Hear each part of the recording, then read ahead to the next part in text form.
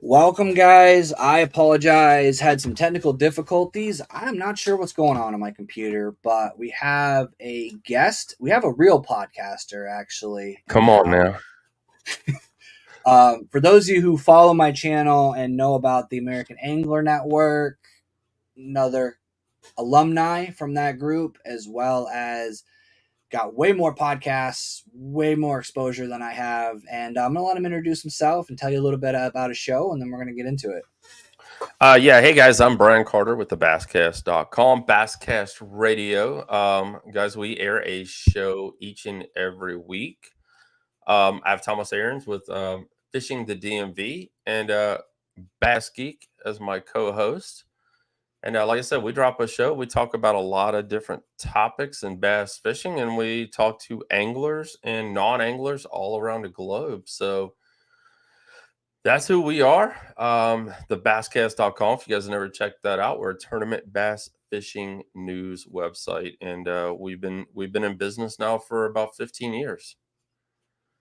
So it's for you guys out there that want to start a business, it's not overnight. Just letting you know now, because I've been doing this bad boy for it probably blew up after COVID, but I mean, before that, the grind was real. So, but man, I appreciate you having me on. Thank you. It's funny is I never think, and this is my own stupid like brain, I never think to ask any of the guys in the American Angler Network on. I don't know why I didn't think of that ahead of time. I'm always looking for guests to come on, and I'm like, I have an entire group of people that literally make content on the internet for fun, Yes. and I never think to ask anyone from that group, and I don't know why. That's crazy. I've been on I think I've been on one of their shows. I was on their show, man, back in the spring. I was at the Big Bass Tour on Smith Mountain Lake, and I got the opportunity to be on with the show with Alvin and a couple other guys, and that was really freaking cool. So, but yeah, like I said, I appreciate you having me on, and let's talk about the bass cast and fishing, man. Yeah, dude. So I want to know. I want to ask a question because I've been asking this of every guest that comes from different areas. Was the spawn messed up for you guys too, or was it just the north side? Like it seemed like the spawn happened in like a week. Like it was Yeah, over. it really was. I mean, the weather it plays a major role in fishing, big time. If you guys don't definitely should know that. And yeah, it didn't last very long at all this year. But I mean, the body of water. For you guys that don't know, I'm our home lake is Smith Mountain Lake. It's a clear body of water. It's a deep body of water on top of that. And like I said, we kind of stick to a pretty good cycle around here. But the spawn was it was kind of later this year than in the Here past. too. So we did have that going on. I'll be honest with you guys. I've got a fishing report from Captain Chad Green. It pops out every month, and we just dropped our August report. And he guides on Smith Mountain Lake, and he keeps up with it a lot better than I do. I love the river. I don't fish a lot of bodies of lakes because the traffic around here is crazy. It's a Yeah, mecca on Smith Mountain Lake and Lake Anna. Bugs Island is not as bad, but around here it gets pretty daggone crazy. When the fishing gets good, the traffic gets good. that's honestly what happens up here. That's actually why I prefer fishing like ponds. Yeah, Like I would rather fish a small pond, small body of water, like any day over your gigantic like big bodies. You know what I mean? Like I hate fishing those like Champlain. I'm yeah, in oh Vermont. yeah. Like everybody asks me, "Whoa, how much do you fish Champlain?" Never. You know what I mean? But you Like fish out of a never. kayak, and I fish out of it. You know, when I ain't gonna lie to you guys, when I do have the opportunity to fish, unless I'm with a buddy of mine, I'm out of a kayak as well. So I mean, you definitely do not want to be in a big body of water in a kayak unless you got a nice cove that you can sit in. So I don't it's know why that's popping up on here. Bear with me. Sorry, I'm getting botted. Hold on one second. ooh, All right, now, sorry. Yeah, so like Champlain, like that's one thing. It's so, and I disparage a lot of like groups by saying this, but like jet skis, wake boats, Oh yeah. they're we're always kind of at odds because I'm in a kayak, you know. So like I'm always at odds with those vessels. Combined with the fact that Champlain is very unpredictable. I don't know how Smith Mountain Lake is, but like Champlain is one of those places that like you could go out there and it'd be glass calm, and in 20 minutes you are stuck on a shoreline for 2 hours because you can't get back to the ramp. And that's the problem is in Champlain being more of a river, Mm-hmm. and more of a like it flows north, which is a weird thing that messes with most people's heads. So Lake Champlain is it flows north, and we get a lot of northerly, like out of the north wind. So the Right. wind is blowing against the current, which creates a weird wave. And then if you're in a kayak or even a small Mm. vessel, like I know with my bass boat, I had an underpowered trolling motor, even in my 18-foot bass boat, where there was days where I couldn't go back towards the wind with my motor. I had to start the big motor because I would go backwards Oh because wow. the current was so strong.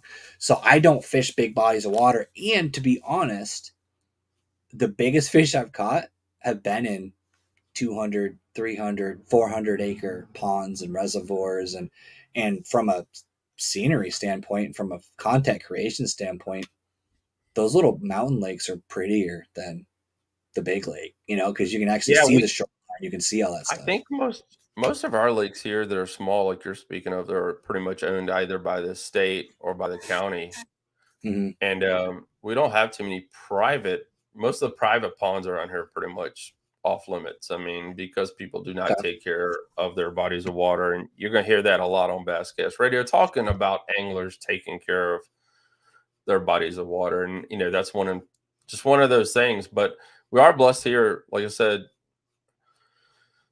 getting the stocking. That's sometimes the issue as well, and a lot of the lakes have been picked over. I mean, it's this Smithmount Lake has gotten most of the fish. I mean, it really has, the bigger bodies have gotten most of the fish, and the smaller bodies, people take it all home. I mean, they cook it Yeah. and eat it, and whatever they catch, they catch. So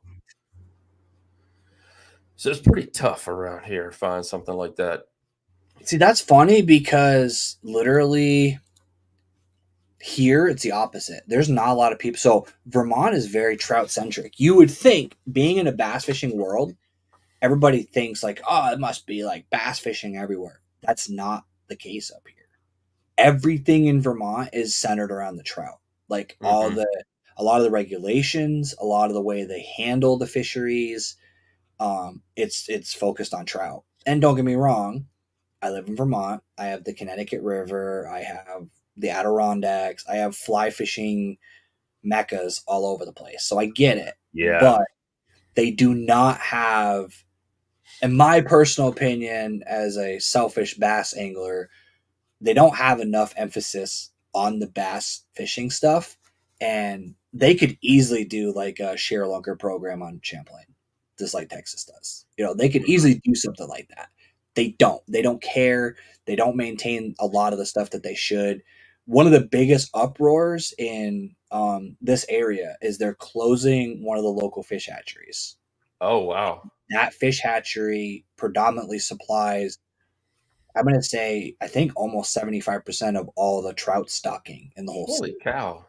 So like they're shutting it down because it's pollute. It's like literally at a point where it's going to cost them more money to stop it from polluting wherever it is than, Yeah. and they can't even move the brood stock because apparently the water has some sort of level of something. I don't really know the science behind it, but essentially even the brood stock is just not going to be able to be Is there relocated. like a So they're going crazy to have to pH start level from or something? scratch or buy from another Holy state. cow. And the trout guys are up in arms because the problem is they stock a lot of lakes in Vermont that the trout can't survive in. It's not deep enough. One of the lakes they stock near me, the deepest point is 20 feet,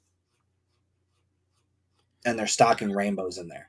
That's like a bank where we're at. I mean, it's like, Yeah, just we're yeah. talking So about, they're stocking rainbows in a 200-acre pond that gets to 20 feet deep. holy cow. The water gets too warm and it kills them.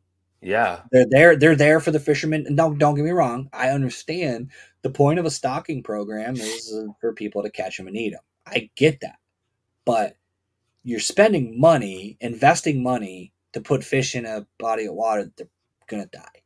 Yeah. And the other thing that's funny to me, and it's a kind of a perfect example of like why I have an issue with it, is that lake is loaded with bass to the point where they raised the limit for keeping bass to 5 on that one lake Oh, because wow. it's so stunted.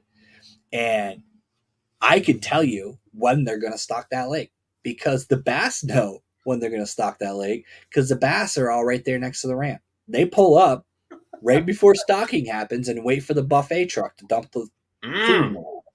So they're spending money to feed the bass.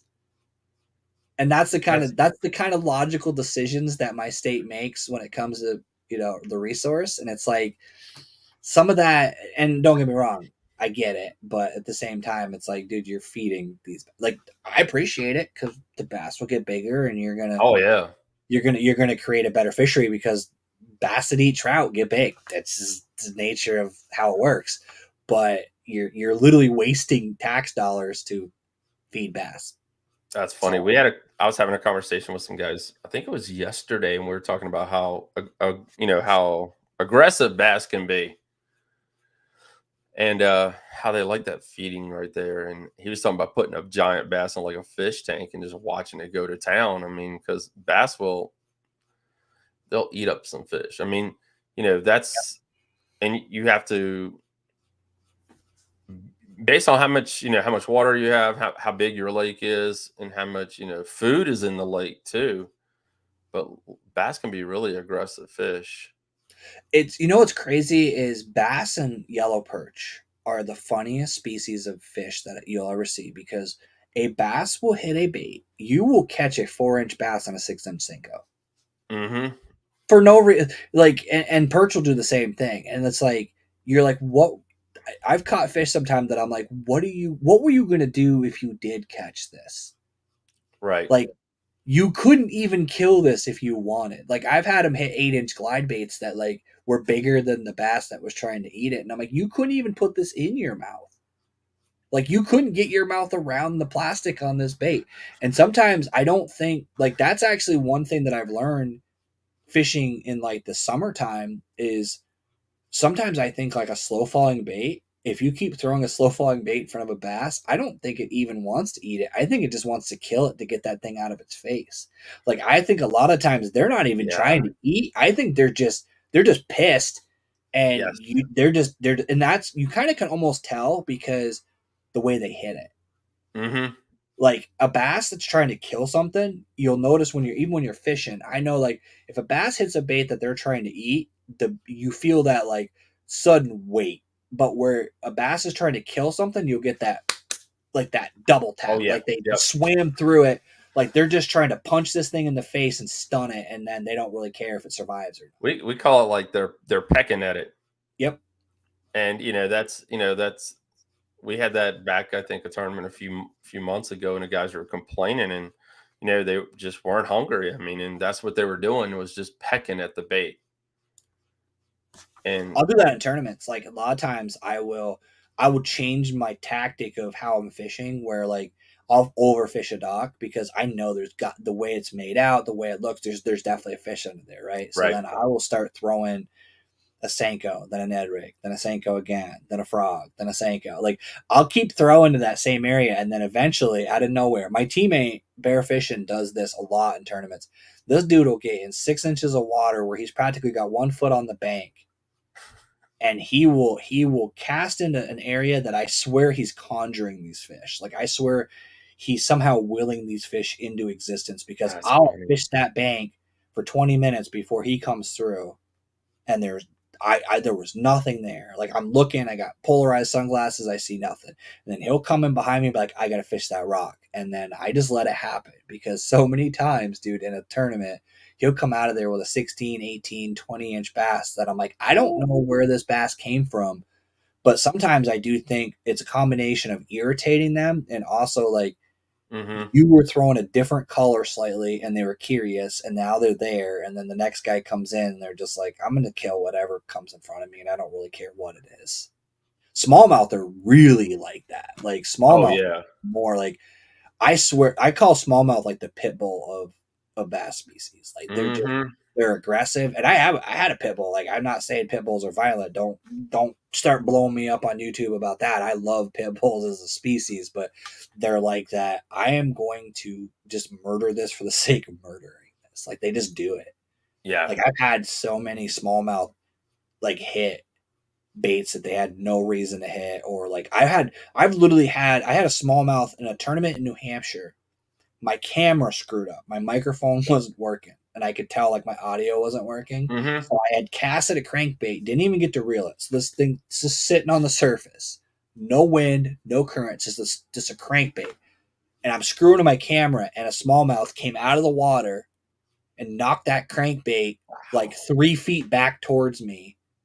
Like it literally, the reason why I noticed it is because my line started like draping in front of me. My rod was in the rod holder; it wasn't even holding it because I was Oh, trying to screw wow. the camera, and it just saw something on the surface, and it's like I'm gonna kill that. And that crankbait was this big, and that smallmouth I Mm. got on camera. I swear it was probably like a 16, 17 inch smallmouth, and that's what I mean. Like they just see stuff. I don't even think they're like I don't think they have any like actual trajectory. I think they're just like I see something moving. Let's go Shamu, and then they just launch it and they just attack. And that's the funnest way to catch them, honestly. The only problem is it's terrifying when you're in a tournament because you're like, oh my god, he's jumping. Gotta get him on that board.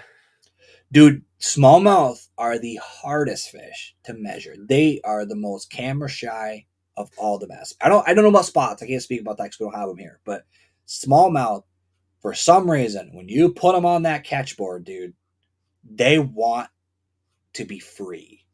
I don't know. And the smaller the smallmouth, the harder it is to keep them on Oh, that yeah. measuring board. Anything like under 14 inches, you better have your camera in your hand, flop that fish down, and start snapping photos because you're going to get at least three of them with that fish trying to pull its head up. I've had fish like contort themselves in weird ways that don't make any sense and Wow. get off that measuring board. I just take a lip gripper and kinda, let them settle a little bit and then put them on the board. A lot And of times, what I usually by will that do, time, I done got my phone out of my pocket, ready to take the yeah, photo. And I bought some of those, I know, gosh, I can't remember. It's a company, one of the, kayak companies, and they made a retractable, like, cable, and I attached my lip grippers to that, and then I just, like, clamp the fish and then let it settle, pull it yeah, up, and hopefully get a good photo of it. So you're right. yeah. I use the so the net I have is more of a it's not really a kayak net. It's not your little net. It's a pretty big Mhm. hoop on it. So I'll do the whole like handle the net across my feet and then I step my feet on it and do the live well style with that. And yeah, a lot of times when I hook the fish, a lot of times I'll unhook the fish. I don't even take it out of the net. I'll lift it, unhook it, drop the net back in the water, and I've got a rubber net so it doesn't like rip their scales off and Right, everything, right. and just let them like chill, like you said, because sometimes that definitely does help. Unfortunately, sometimes it also takes a fish that was kind of probably more tired and you may have been able to get him on the board and get him measured before he came back to and lets him like rejuvenate himself a little bit. And then they get like I had one I caught my PB like 2 weeks ago. I guess tied my PB, but the first That's the awesome. first PB that I measured was on a crappy spring scale. So I'm calling it my PB because the one I measured it on was actually a digital one, and I could be a little bit more accurate with it. But that thing, like after I put it in the net, it like soaked me because it was so pissed, and it just started like thrashing in the net because it was so aggravated from being in the net. I think, but yeah, it's crazy. Like, so you guys probably have a little bit of everything, right? You probably have smallies, spots, and largemouth. Then Oh, yeah, we have it all kind down of right. here. I mean, Smithmount Lake, is known for striped bass, and, we have a lot of striped guides down here, and, Yeah, largemouth bass in there. And then, a couple years ago, we've had the smallmouth for the last couple of years. They've really started growing. And, I know I was at a tournament covering, a tournament here, and, a father son brought in 20 is over 20 pounds of smallmouth, Wow. and that was the first time we had really seen that consistent, a complete bag period of smallmouth. On top of that, the size being, like I said, over 20 some pounds of smallmouth. Um, probably about, gosh, probably about 8 to 10 years ago now. Um, we introduced tiger bass into Smith Mountain Lake, and See, I've never seen a tiger bass. yes, we introduced those into the lake. We haven't had our first DWR. Um, they've been doing samples, and during our big bass tour we have here, they did a lot of fin samples and a lot of clippings. I recorded a video of that we put on our website as well. But that's pretty cool, and they're trying to figure out, the size and how they're growing, and were there any of the tiger bass that were weighed in. So we got those. And then if you go, excuse me, then if you go down like to Lake Gaston and Bugs Island, we got the striped bass. Yeah, and So tiger bass is that like a subspecies of like spot, or is it I mean it's a part. No, it's actually it might be in it. I know it's a Florida strand bass, okay? and I'm they're just looking at supposed. some photos, and I was like, it's definitely got that like largemouth Yeah, build, but the I mean lateral it's like line's got a spotted little bass different. down south, but yeah, that the tiger bass are supposed to go grow. So here's a problem spotted with the tiger bass that I've learned through the whole thing. The tiger bass grow really big, really fast, but they don't Hmm. produce a lot. They do not reproduce a lot, and that's the only thing about the tiger bass. They're good if God, you got a big bass tournament like we have here. We're probably like the Big Bass Tour's first or second biggest location for turnout. I mean, we're talking about 800 boats and 800 to 900 anglers. I mean, it's a pretty big turnout. right? So it's great for that, but they don't, like I said, they don't really reproduce like a regular So bass they're kind of does. like a quality versus quantity. So when you do catch Correct. one, they're probably Yeah. decent size. That makes sense. Yeah. That's And kind of we a cool. have I seen. see. That's another thing I've learned, dude. Is like I never knew like. So being from Vermont, obviously smallmouth, largemouth. That's all we have. We don't have spots. We don't have any other Yeah. species.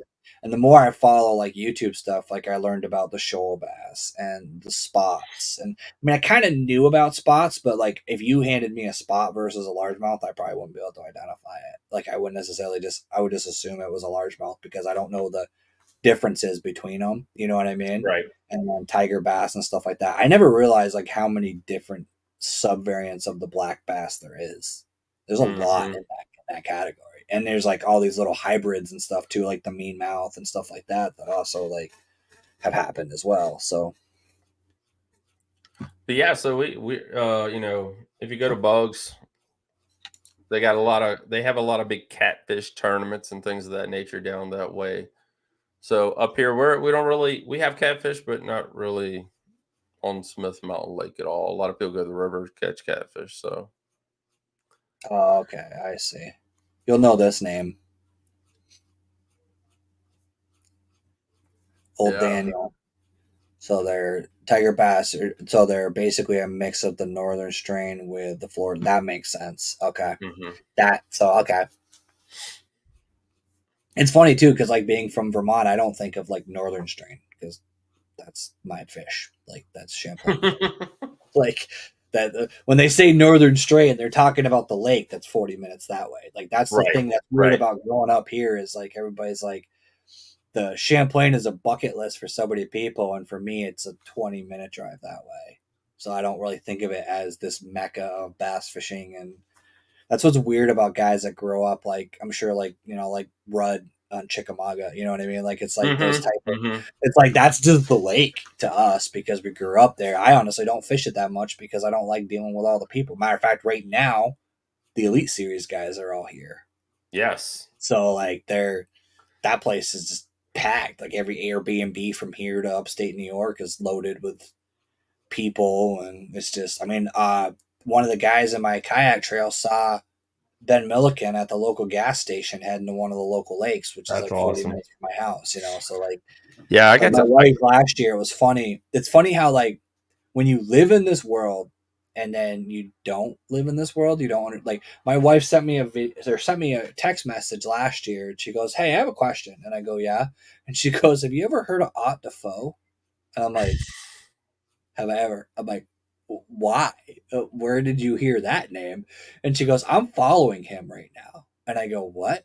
Apparently he was fishing when they were up here last year. He went up to Okay. film at one of the local reservoirs because they're on the off limits window where they Yeah. couldn't practice, and he was filming on this small lake, like this small reservoir, just filming smallmouth catches. And he came, of course, he was driving through my town with his wrapped everything. So obviously, you know, it's easy to tell who he is. But like, that's what I mean is like to us, it's like we don't see those guys here because they launch out of Plattsburgh, which is probably 2 hours Okay. from my house. But those guys fit. The funny part is they launch out of Plattsburgh, but they fish not very far from where I am. Because when they go down to like Ticonderoga, the Ticonderoga ferry is 30 minutes from here. Oh wow, So like where they're fishing in Ticonderoga is not. It's like literally right down the road. Like I can get there in no time. that's awesome. So like to me it's like a weird thing where like I now that I've gotten more into bass fishing and I follow more of the guys and stuff like that, it's kind of interesting to run into these guys now because I'm like, oh, because I the problem is we also have a lot of local guys that their boats are wrapped like they're a pro, but they're not. And they're not actually half of the stickers on their boat are not actually sponsors. They're just making their People boats they look like. yeah, it's you know, it's companies they may or may not be affiliated with, or the fact that the sticker looked good on their boat. I don't really know, or they got in a box when they bought tackle. But um, but Yeah, then when that's you see that's like that's my world. I mean, like I said, I started the Basscast. The elites were here. I want to say in '08 and '09. Skeet Reese won one of those events. Kevin Van Dam won another one of them events, and I had just started the Basscast then. And like I said, I've been five. I want to say 5 or 6 Bassmaster Classics. I nice, know I've been to 3 Red Crest Cups. I want to say I went to the last Farcewood Cup. I think I did because after that, everything kind of, well, went crazy. right? Yeah, yeah, But the world of bass fishing got turned upside down. But yeah, so I mean, that's kind of the world I kind of live in. I mean, I've been to a bunch of events. I did meet Milliken last year. We had a Bassmaster Open in Bugs Island, and that was really cool. And it was great to hang out with a lot of the young anglers that made the elite field this year. yeah, And like I said, it's probably one of the youngest elite fields ever to come yeah. in with this amount of forward facing sonar knowledge that we've ever had. That's true. But to be honest, though, the one thing I've noticed, and I haven't followed bass fishing in a couple of years, really. Like I knew, I mean, I knew the names. I mean, everybody Yeah. knows who G Man is. Everybody knows who Mike Iaconelli is. Like they know all the pros from back in the day and some of the, you know, there's the good old boys, you know, but like I kind of stopped watching for a while because the problem is a lot of those tournaments are during the day when I'm working. And like I'm not gonna like stop working on a server so I can watch somebody catch fish. Yeah. Especially I will admit without trying to drag that dead horse up, but staring at the a dude's back who's doing this for 4 hours is not entertaining for me. So I'm not really interested. And when I watch people fish, it makes me want to fish. So then if I'm Oh yeah. watching them, I'm at work and I can't fish, and then I'm just watching some dude stare at a forward facing sonar screen and catch fish. I'm like, okay, I want to just go catch fish. So then I don't watch. But some of the newer guys, like Justin Hamner, for example, Yep. like his personality and that dude as a whole, like I've never had a conversation with the guy, but he's that guy that like I feel like if I met at the boat ramp, I would be friends with. You know what I mean? Like Yeah. there's some of them that have that personality. Milliken, I don't know. I never really. He seems like he could probably go either way. Honestly, he probably has a very professional stance, but also, I mean, the dude's big in YouTube and kind of Oh YouTube yeah. fishing royalty at this point. But you know, he's kind of like our Mr. Beast in a way. Um, That's true. You Yeah, know what that's I mean? true. Like other than like, Guggen Squad obviously, but like at the same time, like he's that guy that like I even stuff that he's done, I've like kind of watched and been like, okay, he's literally sponsoring himself and he's literally doing stuff like he's not just going because like 100 companies threw money at him when he said he was going to the Elite Series. Like that like a bunch of people came at I him, but don't. he was I think Milliken pretty much the company he's a part of pretty much. I know. I think he has like one or two other boat companies, but I think for the most part, 6 cents lures. Isn't that what it is? Yeah, 6 cents. yeah, he's partial owner, I think, Yeah, or he's he's partial owner of that. So I think he's pretty much like John Cruz. I mean, but John Cruz is full time owner, but John pretty much that's what pays for his fishing. So yep. It's crazy. That's actually something that, from a content creator standpoint, like it's it's interesting to see the shift. Back in the day, it was Bassmaster magazine, and anything that was really advertised was a pro. yeah, Now it's the thing. Pendulum's shifting to more content creation because let's be honest, if the guy's in 200th, you're not seeing that logo. You're not seeing that jersey. You're not no, seeing that guy. So unless he has a YouTube channel, that company that wrapped his boat isn't getting any promotion. Whereas yeah, that we company throws Binya Outdoors a box of lures, you're probably going to see that on every video I produce from now until the end of the year because I appreciate what is probably $100 investment from that company, and yeah. they're getting they're not getting millions of views, but they're also getting consistent views that are just sitting on YouTube at any given time that could blow up. And I think that's what's crazy about the industry is it's shifting so hard to social media that like the again it's kind of almost hurting the bass fishing pro guys because not necessarily hurting them, but like advertising dollars are being spread a little differently between the economy and the fact that let's be honest, if you're a big company, are you going to spend 100 grand or are you going to spend 10 and give 100,000 12-year-olds that produce 150 videos on YouTube a box of baits? It's free marketing for them Yeah, basically. because the kids will love it and eat it up, and they might produce a video and they might not produce a video. Yeah, we learned that last year about, we really did, with a video that we all saw that came out. And this angler talking about he didn't have time to record videos and he didn't have time to promote and he didn't have time to do this and he didn't have time. It was a big whine, but that's beside the point. But, during COVID, a lot of these companies got bought out, and we saw that, Yep, and we even saw that coming into 2024. And a lot of companies were still buying people up, and now like you were saying earlier, the dollars have gotten smaller because the companies have really gotten smaller. yep, I mean, because you have um, who is it? Gary Yakamoto Lures. They were bought up last year by a company that was an outdoor hunting company. yep, But they wanted another brand added to their group, to the company as a whole. And they've bought up I think that same company bought up Big Bite Baits because I know Jack Dice, and Jack Dice was actually promoting a Big Bite Baits product the other day. So I mean, it's. I think a lot of people wanted out, and a lot of people saw the dollar signs and said, "Hey, the money's there. I really don't want to be doing this the next 25 years. Just write yep. me a check and I'm going." Oh, It's wow. honestly encouraging for guys like me. Like, don't get me wrong. I have a full time job. This isn't a paying gig for me. This is literally a Well, I hobby. know It's what you something I do mean. for fun. And like for me, it looks like it's weird.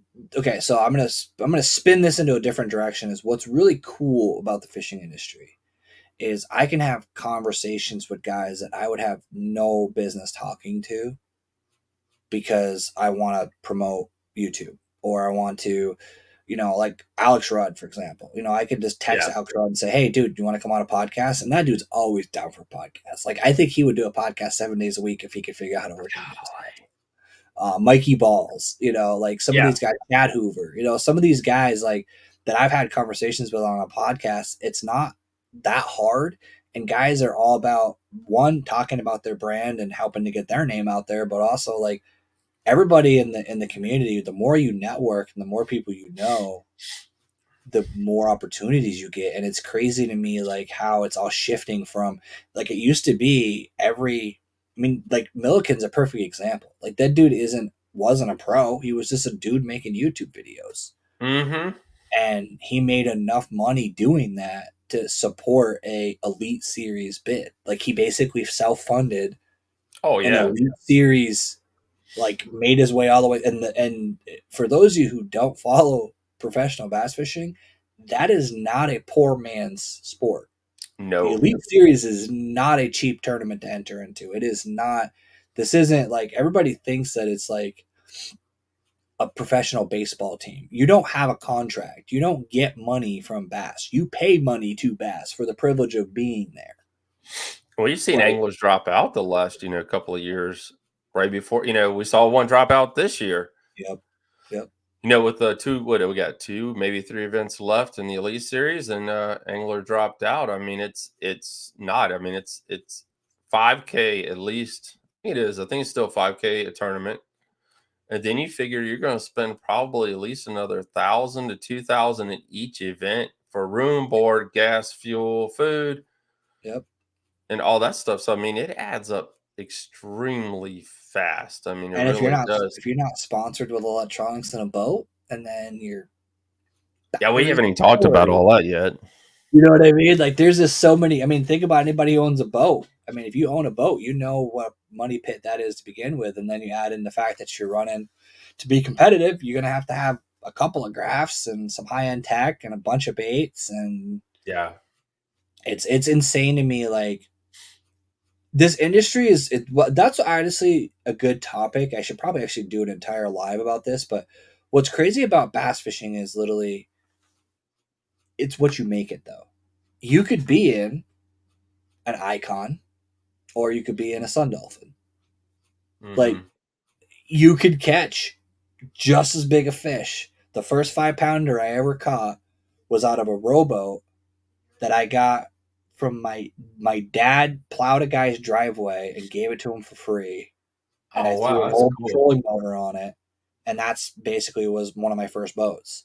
My first kayak was a Phoenix Sun Dolphin or Sun Dolphin Phoenix. That was a two Yeah, hundred that's dollar like from Walmart. Walmart or something, isn't it? Yeah, it's a $200 boat. It was nothing. You know what I mean? Like, and even my kayak now is an Old Town, which is a good quality boat. But the fact Yes. is like it's not a champion bass boat. It's not $100,000 just in the boat. Mhm. And I don't know how many times I can tell you a few times that I've fished Champlain. I've been sitting in my little Old Town at the mouth of a river on Champlain with a guy with a full jersey on and the glitter boat and the $100,000 Phoenix next to me, and I'm pulling in 2 3 pounders, and he casts 20 times and gets pissed and leaves because he isn't catching it. It doesn't.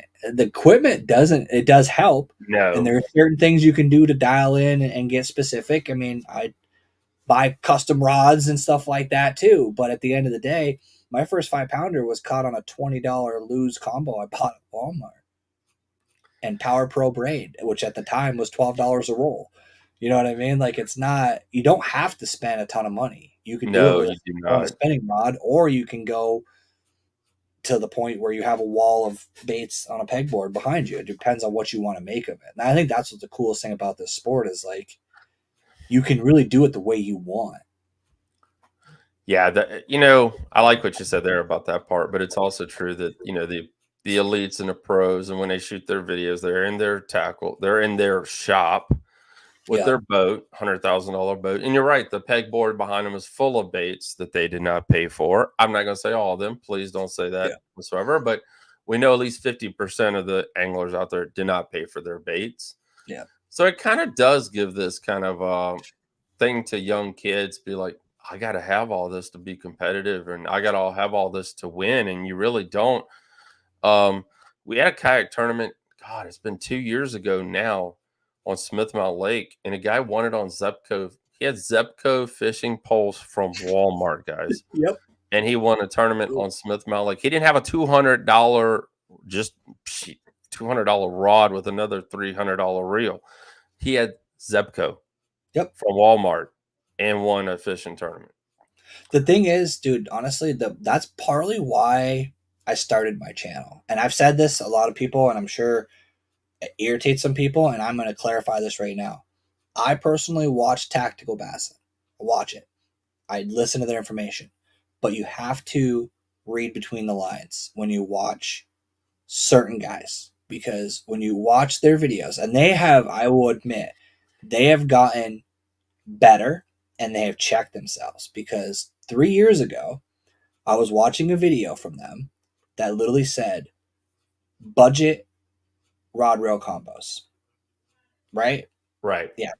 And they started with the reel, which is just Corrado DC.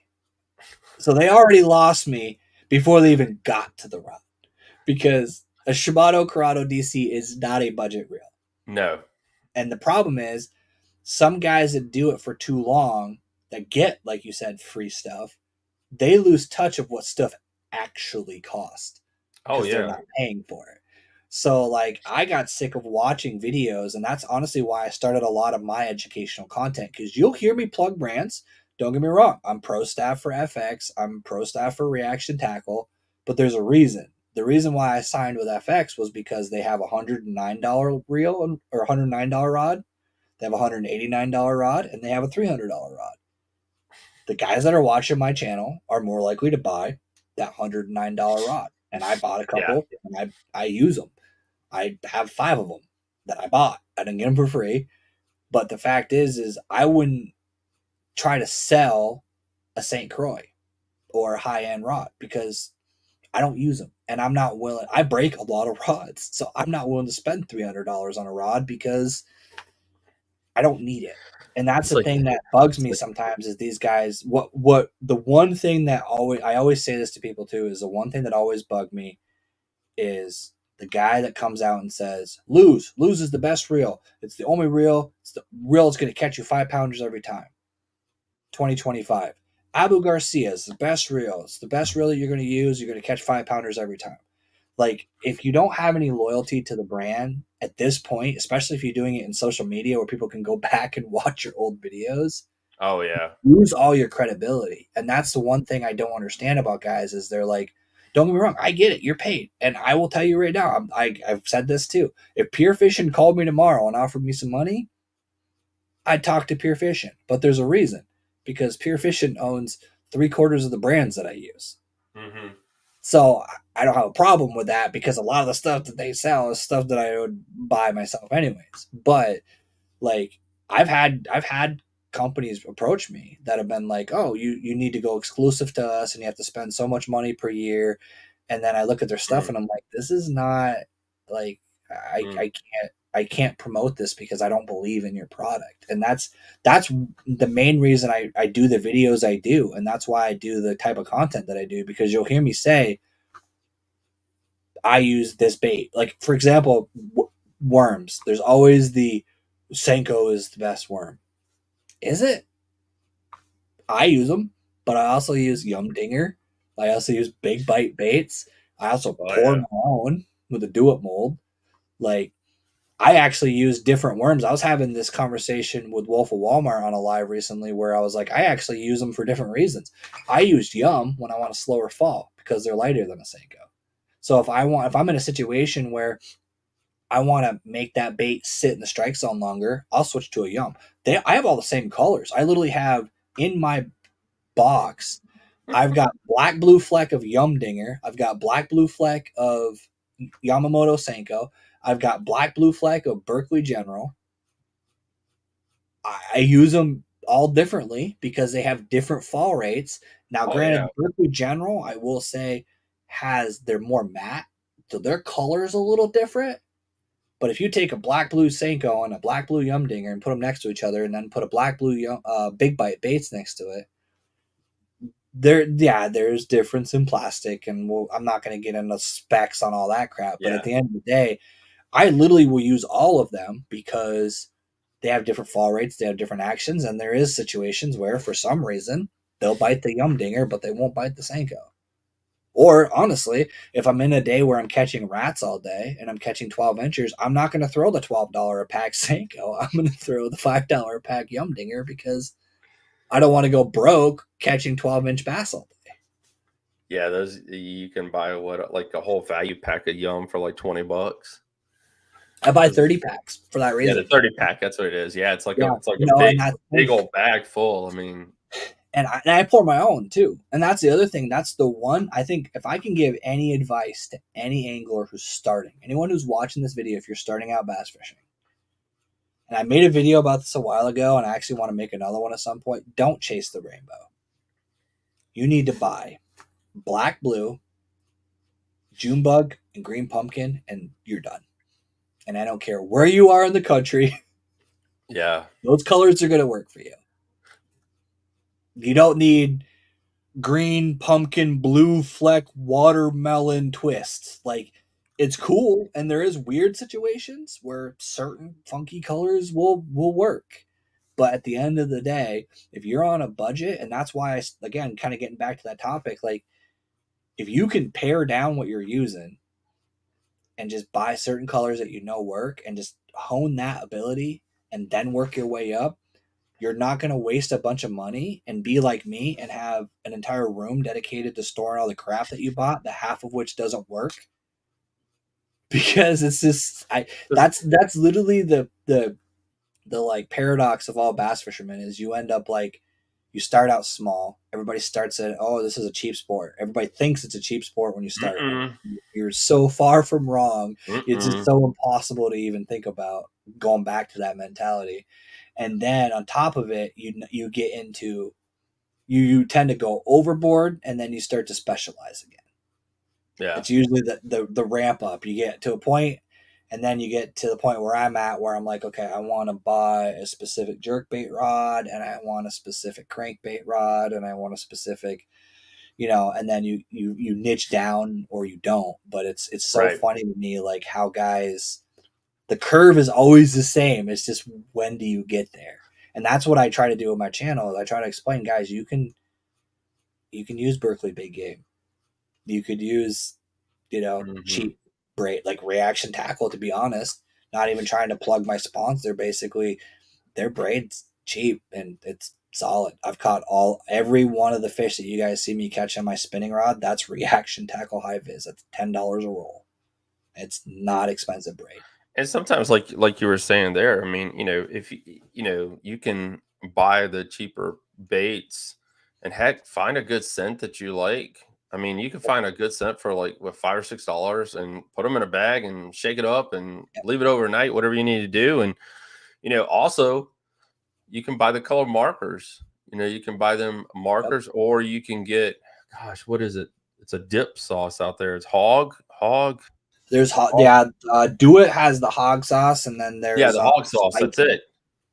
So, I mean, you can start with a green pumpkin worm, and before you know it, you put a yellow tail on it, a pink tail on it. Doesn't matter which color tail they're biting that day, but you're going to come out better in the long run because you're just pretty much like you said, you're buying a 50 pack of green pumpkin worms and then dipping them however you want to do it. Or like I said, they make the markers now, and there's something else I saw last year at Red Crest that one of the companies was making. Is pretty it was a needle that you Yep. kinda injected. Yeah, I saw Bait that at fuel Red has that. Crest. What's that? Bait fuel has that. Yeah, I've seen Yep. my boy Mikey does it. Mikey Balls showed it on the video he was doing. He was actually, dude, that was a sneaky trick. So have you ever used any of the Grande Bass stuff? No. So they have what they do with theirs. I have like product placement almost at this point. I'm not affiliated with Grande Bass, but Grande Bass call me.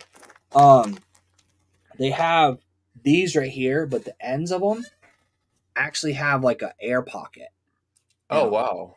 So they make an air rattler. It's like a rattlesnake worm. I don't know if you ever Mhm. like they have like the ribs on them. I call these my cheat code worms, so I use these for smallmouth a lot. So they have a version of this that actually has an air pocket in the end, and he'll take that bait fuel injector and inject the bait fuel into that air pocket, Oh, so it that's kind pretty of cool. slowly diffuses out of the bait. Because that's the one thing about a lot of that, like bait stuff you put on there is it's gone in a couple of casts. But with Yeah. that, because it's inside the bait, it has to like fill in and flow out, so it slows the. And honestly, I'll tell you, dude, when it comes to scent, I'm in a weird place because I have used a lot of scented stuff, and again, I live in smallmouth country, and if any species of bass actually reacts to scent, it's the smallmouth bass. Like Hmm. they definitely hunt by scent, but the only scent I've really personally had solid experience with, in my opinion, proof that it catches fish is max scent. Yeah. That those max scent worms, dude. Like now, Oh yeah. granted, that being said, they're a lot more expensive Yep. and they're not as durable because of the way their baits are made and the way they have to infuse that scent into those baits. They're not going to hold up as well as a Mm-mm. Senko. They're just not. But at the same time, it's also could be the colors too because they have more of a matted color tone to them. They're not as glossy. So sometimes I think that is almost as important as the actual scent. But I've tried, dude. I've even gone as far as which you want to have a fun science experiment. If you pour your own plastics, do not put power bait gel into hot plastisol unless you want to create one of those like elementary school volcanoes. Oh geez. Dude, it is not good. I tried it. I thought I was gonna be clever. I was like, I'm gonna make my own power bait worms. Yep, that's what I'm gonna do. I'm gonna pour some Mm. plastisol and then I'm gonna dump power bait to 350-degree plastic and see what happens. Yeah. Um, I threw that Pyrex dish out, and it's a good thing I do it with a respirator on because I could smell it through the respirator. Holy cow. It turns into this hideous goo. It bubbles up, it sizzles, and it sounds like it's about to explode. And it's garbage at that point. You Wow. can't remelt back center power bait either. Ugh. It will break. Now that's one thing you can do. Another money saving tip is like wacky rigging. They almost always rip that bait in half. Save those, and you can do one of two things with it. One, guess what, guys? A Senko cut in half is a Ned rig. Mm-hmm. No That's all different it is. than TRD shape. It's the same thing. But Yep. the other thing you can do, throw them in a Ziploc bag. If you buy yourself a Do It Senko mold, you can take 15 half Senkos, melt them back down, and re-inject them back into your Do It mold, and now you've got yourself another Senko. The Yep. problem is you have to be careful because you cannot remelt Elastec unless you really want to create a science experiment. You can't put Elastec in with plastisol because they like to eat each other. And if you start to mix plastics, you do create a weird event. So you have to kind of be careful what brand you're using. But like Yumdinger, Big Bite, even Yamamoto, you can remelt those and repour new ones. Wow. And I that's don't. actually I donate. yeah. I donate. Yeah, there was a company. I don't even know if the company is still around anymore, but there was a company a while back that would send you a bag and you could ship like your old baits back to them, and they would remake them into new baits and give them out to kids or something of that See nature. now that I can get And, behind. and that was pretty cool. I will do that too. That's the other thing I do that like I wish more guys would do. Like if I see a kid fishing at the boat ramp, I'll take whatever was working that day and go hand him a bag and be like, Hmm. hey, dude, have you ever done a wacky rig? No? Okay, here's how you rig it. Here's the worm. Cast this out. I mean, I've even like kids that are fishing with bobber and worm. I've taken their like night crawler off and then put a wacky rig on there and like just throw it with the bobber. And you'd be surprised how easily you can catch a bass on a bobber with a wacky rig. But That's like that, awesome. I wish more people would do is encourage kids to like if I see a kid at the boat ramp, especially like with me being having cameras, dude, kids like flock to me. Like you would think I was a celebrity, which is the most funny thing in the world to me because I'm just like sitting there with two cameras, usually talking at a boat ramp or whatever, and kids will run over and they want to know about it. And I'm like, yeah, dude, come on over, we'll talk. And like, I That's wish cool. more people would do that because a lot of people, like, usually the parents are very like apologetic and they're like almost like trying to pull the kid away from me. And I'm like, no, I'm more than happy to encourage this kid to do this because we need more of that. Like, I had a kid Oh one yeah. day, I had a kid one day at a local I'll say local big retail tackle store in my area walked up to me, and this kid was maybe 10, maybe. And he goes, "What are your thoughts on poppers?" And I went, I literally looked at him and I go, "Dude, come with me." Because the fact that you're 10 years old and you know what a popper is, you just made my day. So then we literally That's so walked around cool. the store. And actually, my wife had come from the other side of the store, and her and this kid's grandfather were just standing at the end cap, just watching me and him walk up and down. And I was like, "Yeah, dude, so this right here is this, and this is how you rig it." And he's like, "Okay, well, what about this?" And I was going through like, we pretty much went up and down like two full aisles, and I pretty much broke down every bait and which ones work and what areas. And he told me a couple of lakes that he fishes, and I essentially should have gotten commission from the store because and it wasn't like I didn't get him to buy mega bass. I was like, here's a Yeah. Kitech Easy Shiner, Oh here's yeah. a VMC belly weighted swim bait hook. Take these two, put them together. He had a spinning rod, and I'm like, tie this on your spinning rod, cast it and wind it, dude. It's weedless. You're gonna catch fish on it. I sold him, $10 worth of baits, but he was like looking at 6 cent stuff, and I'm like, no, dude, if you're just start with this, I'm like, trust me. And I was like, honestly, I'm like, here's my number. Text me a photo if you catch a fish, and I'll throw in a video. Like that's the kind of stuff that I love to do because That's I awesome. want to see more kids get involved in it because it's such a good sport. The thing about fishing is you don't have to be I was a high school athlete. I don't look like it now, but I was a high school athlete. But at the end of the day, you don't have to be a certain type of athlete to fish. Anybody can do it. No, And that's what's cool about it. Because we don't really like up here, we don't have you guys probably have like high school fishing teams and stuff down there, right? I'm we assuming. do. We actually, I think we have clubs here, and I know I think it's either there's this. I spoke at a club school this year, Salem High School. They have a fishing team, and there was another team I remember here for a long time, and I think the lady that had that one, she actually retired.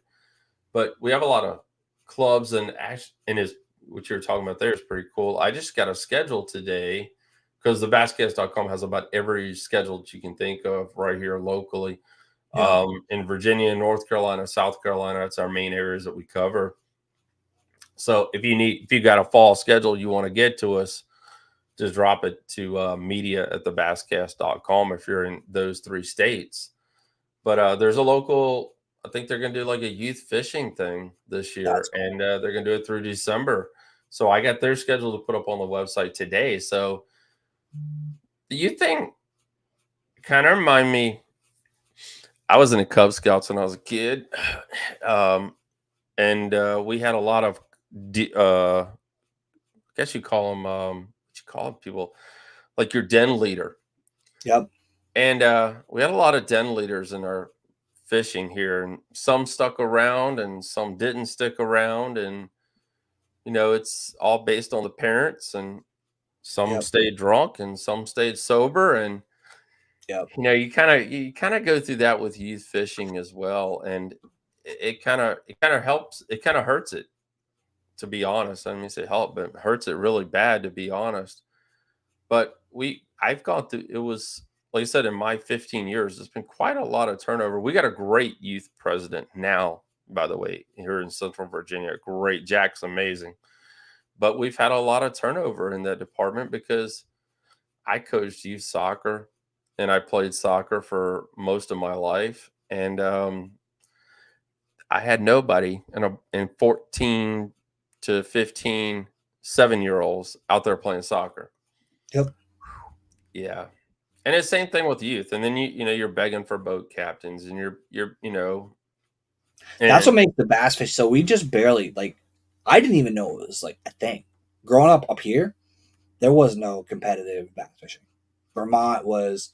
We knew about the Bassmaster, obviously, but mhm. the MLF Bassmaster would come through Champlain once a year. That was basically all we knew of professional fishing.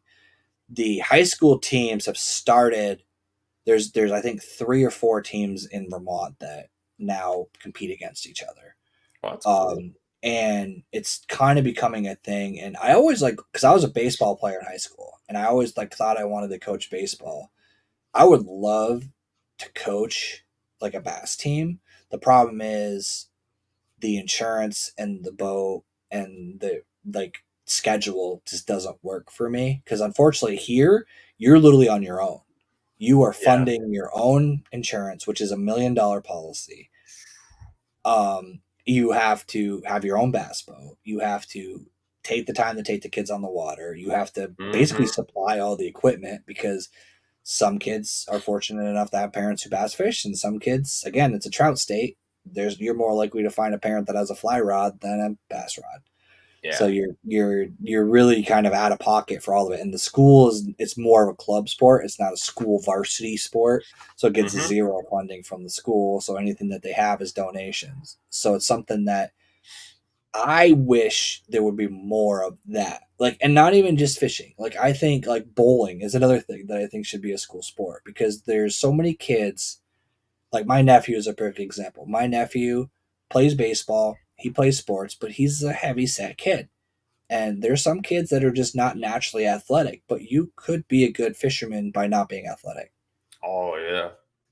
If you don't believe that you can do fishing at any age or level, go look at the Bassmaster Elites and look at some of the ages of some of these guys that are still competing. Yes. Mr. Rick Clunn is an example of that. Big Yeah, I time. would say Clunn's been fishing Bassmaster longer than I've been alive almost. You know what I Yeah. mean? Like, that dude's been at it forever. Yeah.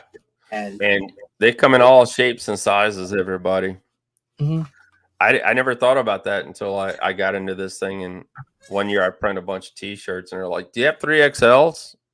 yeah, Don't you guys have to be in a little bit of a shape here to be out there for 8 hours in hot weather?" Nah, no, no, nah. it's crazy, dude. Like I've lost a lot of weight, but still, like that's the thing about fishing is that's cool is like and that's the other thing I think for ADHD like I have ADHD and one of the things obviously if you haven't picked up I have ADHD from this conversation then you're probably not paying attention anyways but the fact is like you tend to not be able to stick with something very long because you get bored with it but the cool Yes. thing about fishing and that's something that I heard I still wish I could figure out whose YouTube video I saw this on but the coolest point I ever heard anybody make about fishing was you could play football. You can only get so good at football. Like you can get to an elite level, you could be Tom Brady, but at the end of the day, you can only learn how to throw a ball so well and learn how to run so well. The difference with fishing is our ball is alive and our ball adapts to us. Oh So yeah. you could go fishing 7 days a week. You're not going to necessarily catch a fish on the same rock 7 days a week. You're not necessarily going to catch fish on the same pattern, even 2 hours apart, let alone 7 days a week.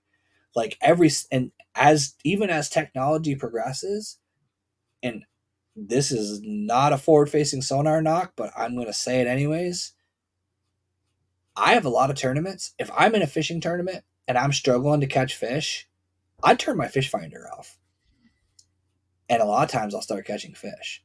I believe that there is some element to fish recognizing electronics and certain types of noises as danger. They're a predator and they're way more in tune to their environment than we ever will be. And I think Oh some of yeah. this electronic debate that's out there on the internet is going to settle itself because these fish are going to adapt to the technology and learn to avoid it. So, like, that's something that again they are constantly adapting because for them it's survival. It's not just we're trying to catch them but they're trying to outsmart us to stay alive, so they're going to adapt to us. And that's what's cool about fishing is that you can learn how to catch a fish, but then you can learn how to catch a fish on a jerkbait, and then you can learn how to catch a fish on a fluke, and then you can learn how to catch a fish on a crankbait, and then you can learn how to fish a crankbait deep versus fishing a crankbait shallow. There is infinite level of category that you can specialize into and learn more. Whereas, like for me personally, playing sports, you have your fundamentals and then you hone those fundamentals. But with like bass fishing, everything is different every single time you go out because your weather conditions and everything, every variable changes sometimes hourly. And that's why I wish more kids would get invested because it gives them critical thinking skills and you learn a Oh lot yeah. about, like you're using your brain.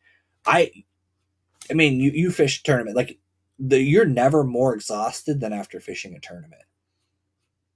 I played. We always talk. We Years always ago- talk about that not getting spun out during a tournament, and it's more like you said, a more of a mental game than anything else. Because, I mean, even for the pros, I mean, a lot of the pros, hopefully by the time you're investing $5,000 in a tournament, you know what you're doing. You know what colors to use. You know what's supposed to happen. Right. But figuring it all out, like you said, that's more of a game than anything else. And that's the thing. Like that's for me is like going out fun fishing. So I have a different perspective than like, for instance, John Wilson's a guy that I talk to a lot. Michael Bradley, a lot of these guys like they fun fish. They don't necessarily compete, but like when I fun fish, I'm also trying to make a video. So I tend to have a different mindset of like how I'm fishing because I'm trying to make content for YouTube. But like Right. when I'm in a tournament, and I've said this in other videos and other live streams, like when I get into a tournament, I'll show up at the ramp like 2 hours before the tournament. I prep my kayak. I launch my kayak long before anybody's even there yet. I need that mental like ramp up.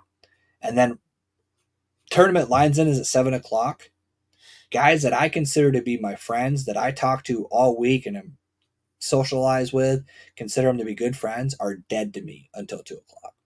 I am that hyper competitive. You are dead to me. You are my enemy for the next 7 hours. And then at two Right. o'clock, we're friends again. But everything you do in a tournament is a calculation. It Oh is, yeah. okay, do I go to this tree? Do I not go to this tree? Do I run this pattern? Do I change this bait? Do I cut this bait off? Do I change colors? Like in my mind, I am constantly running. It's basically sprinting for 7 hours straight because you're constantly trying to figure out what's the next thing that's going to get me the next bait. And I played, sports. I played a lot of sports. And at the end of the day, like I did softball tournaments where I was out in 90-degree heat playing 7 or 8 games, over the course of a weekend. I'm more exhausted after a singles fishing tournament than I ever was from playing any of those sports because it's this. Yeah. It's Oh not yeah. physical exhaustion, but it is literally your brain is just. I don't like half the time. I don't even realize I'm halfway home. Like I've drove home and I'm replaying that whole day in my head, and like I'm so exhausted. I'm just on autopilot trying to get home. Like you're just so wiped, Hmm. and that's what's cool about it to me is that I want to do it again. The reason why I want to do it again is because it's a challenge every time. Oh yeah.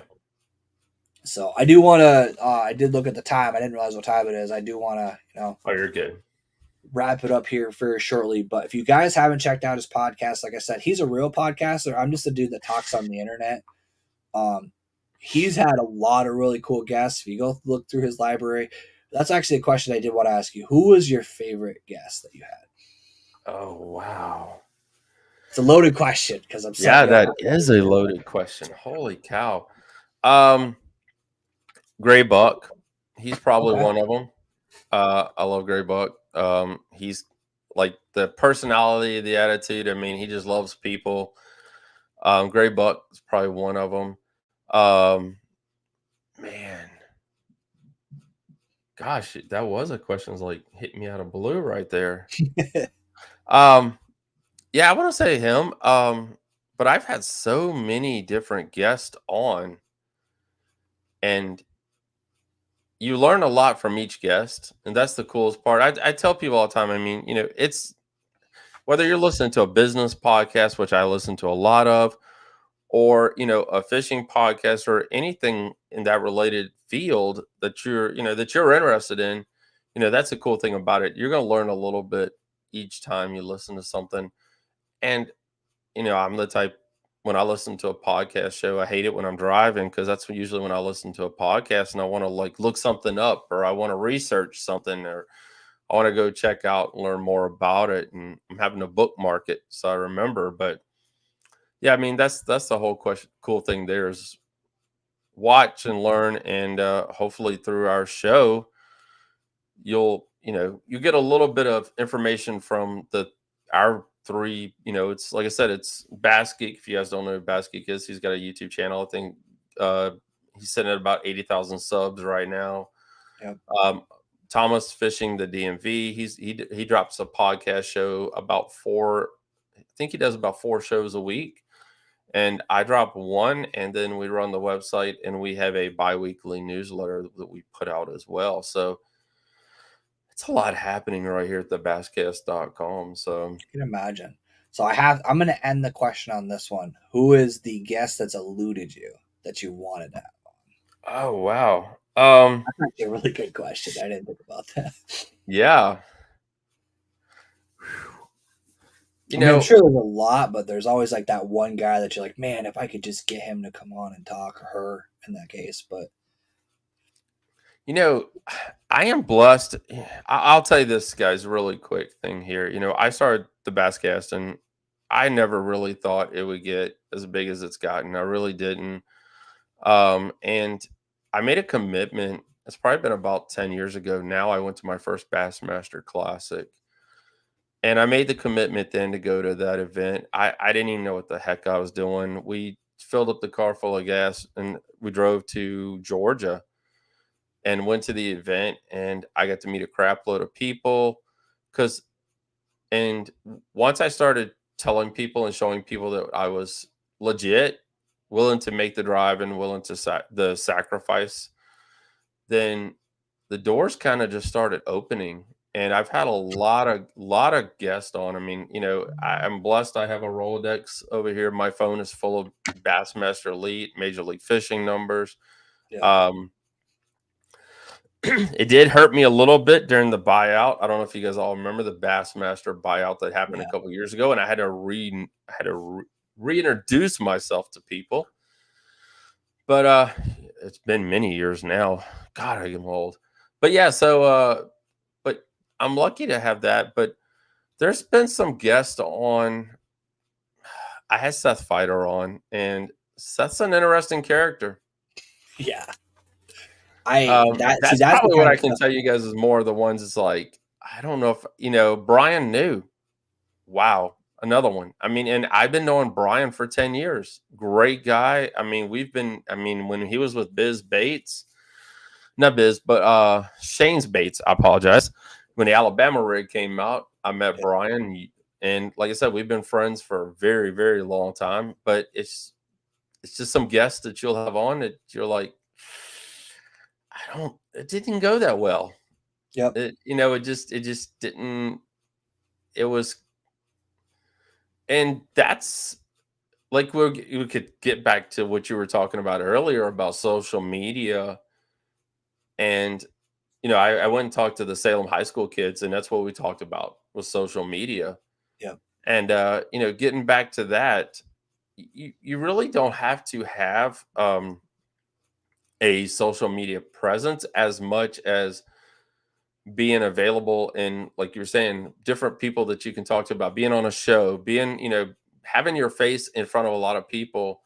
yep, And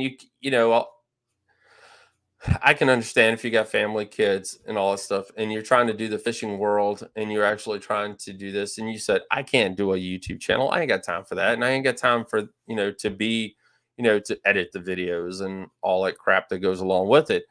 right, But you can take 10 or 15 minutes or 30 minutes to be on somebody's show, and you yep, can be on a lot of different shows because there are a lot of different podcasters out there that are doing the world of bass fishing. I mean, there's a lot of big names out there that are doing it, and a lot of came on during COVID because we have nothing else to do. But yeah, but just do that. I mean, if you don't have time to do your own social media, do your own YouTube channel like you're doing. So I mean, just promote yourself is is a big it's key these days. the biggest thing I learned, honestly, is, and that it took me a while. So, my, I guess, but I don't want to call him my idol because I don't think of him that way, but like the model that I want to follow. It's like Alex Rudd. Like, Hmm. I like the way he's a businessman. He's pro YouTube. He does that's what he does for a living. You know what I mean? But he doesn't shove it down your throat. He just goes fishing. You invest in his personality. And I think Yeah. that's the key to doing this whole YouTube thing is, at the end of the day, I am humble enough to admit that I don't catch 10-pound bass. And I'll never probably catch the state record here is 10 pounds. So it's a good chance I'm never going to get a double digit bass unless I travel. But the other thing is, go on YouTube. You want to catch big bass, and you think that that's what's going to make cool videos. Yeah, it does. But how many other guys are catching big bass? But Mm-mm. no one else can tell your story. No one else can be you and present your personality and tell it in your way. And that's the thing that I'm learning is that's the cool thing about this is that I get to just tell the story. And my goal when I'm making a video is I want you to feel like you're sitting in the tank while of my kayak and hanging out with me, or you're riding in a Awesome. kayak next to me.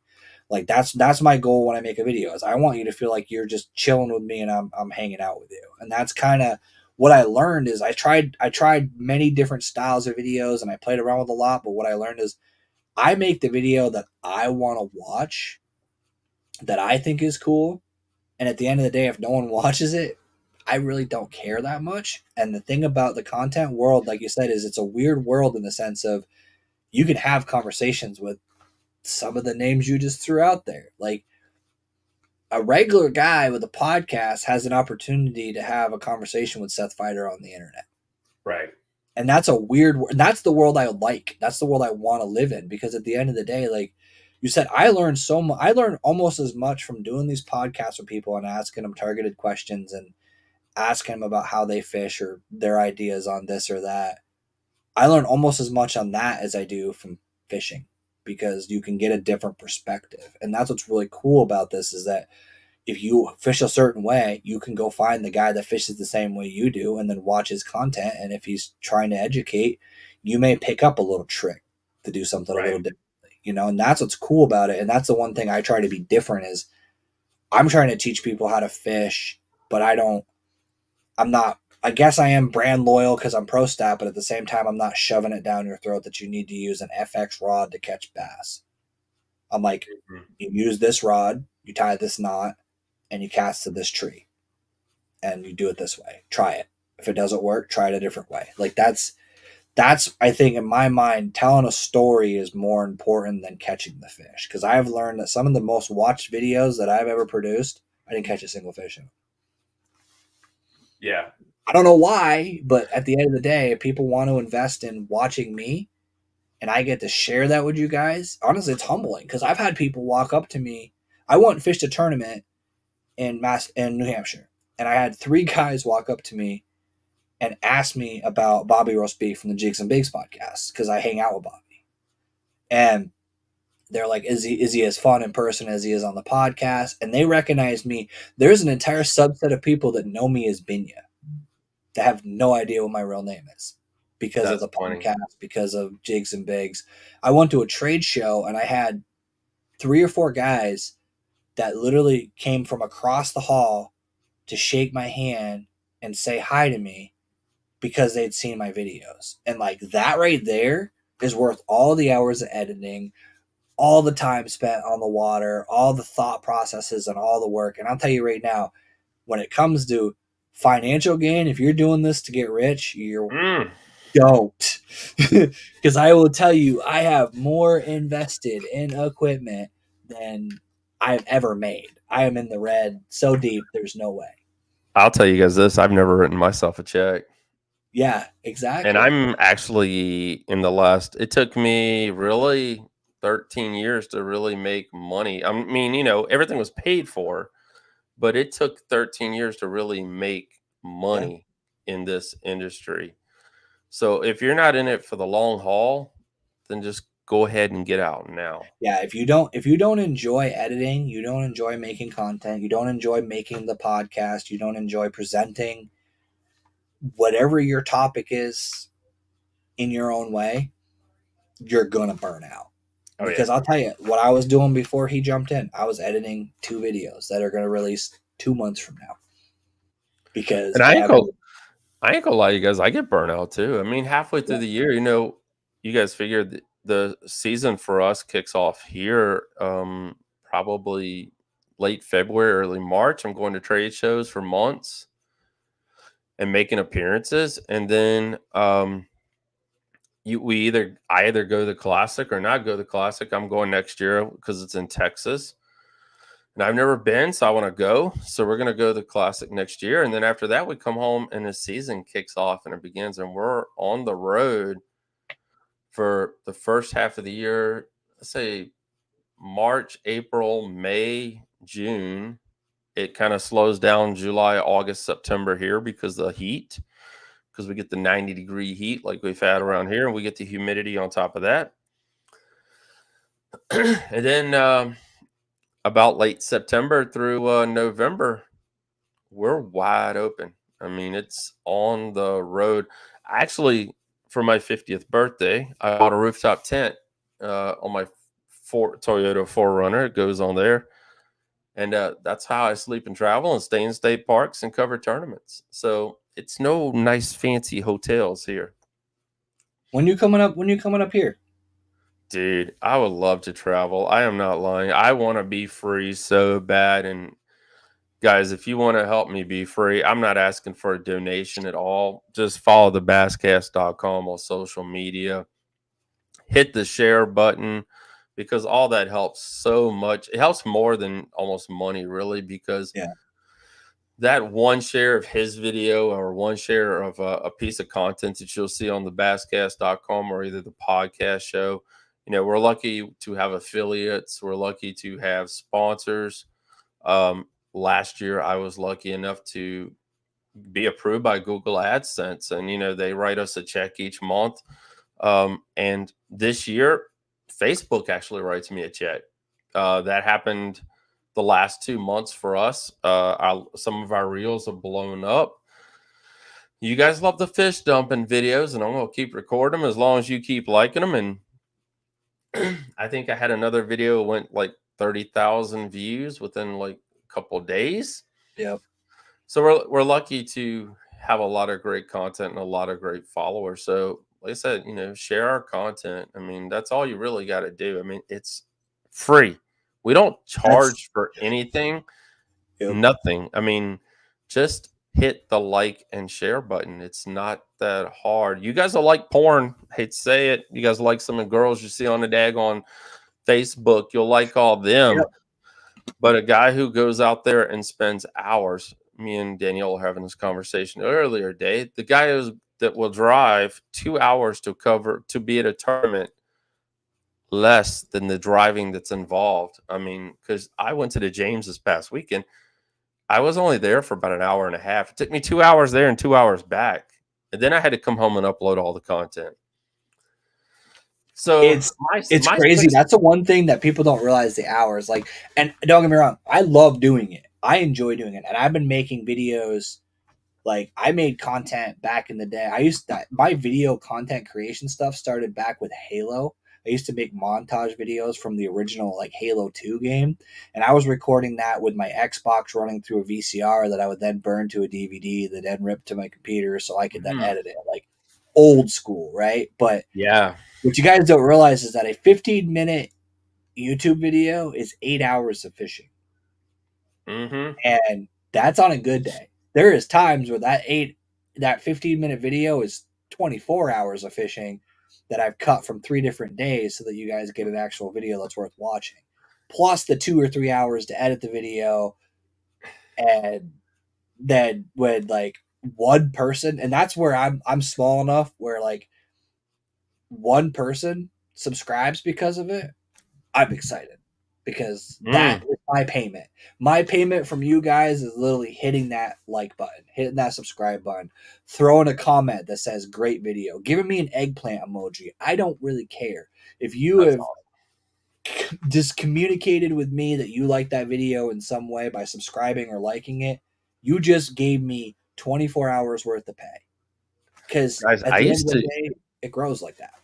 when I first started, I had a 8 millimeter handy cam. I think that's what it was, and used the little cartridges about that Yep. big. And I actually had to run it just like your VCR cables. I had to play it and record it onto the computer, Yep. and Yep. then I had to edit it, and then I had to upload it. And we didn't have fiber, guys. I mean, a 5 minute clip took 30 minutes to an hour to upload. Yeah. Yep. And you're figuring by the time I recorded it, just an interview with an angler, how was your day? It might have lasted a 3-minute video to edit, Right. upload, and everything. We're talking about like 2 hours that now I can do in minutes. Yeah. Oh yeah. You do it from your phone. I know a Yeah, lot of so YouTube guys that do it we've all come a from their long phone. way.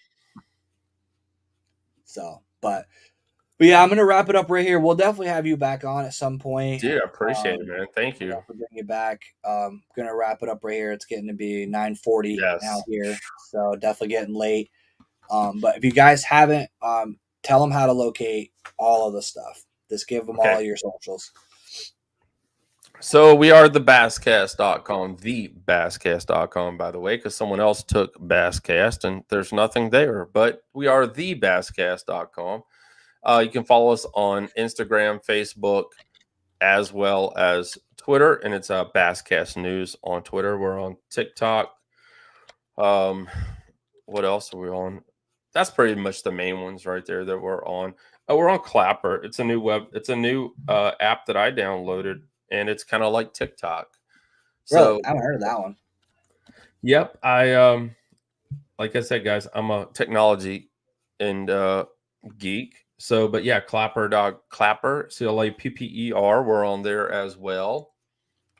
And I got on there because I was kind of worried that TikTok might get bought, sold, or crashed. So I, Yeah, was looking for the next social media thing to be on. And that's something too. I'll tell you guys right now. If you record a video, buy you a couple thumbnail drives and save them because you can always reuse content. And if another social media platform pops up, you got years worth of content. I mean, that you can upload to this new platform and go viral. And if you get early enough, like I am with Clapper, then you get a couple hundred different followers. It's still growing, but it's there. But yeah, so Basscast Radio, guys, it's a subgroup under our Facebook page. You guys can follow that. And we're Basscast Radios on all your podcasting networks, as well as we have our own YouTube channel. So you can watch Basscast Radio on there as well. And like we were talking earlier, we're both a part of American Angler Outdoors. yep, And I just became affiliated. I am a syndicated show now.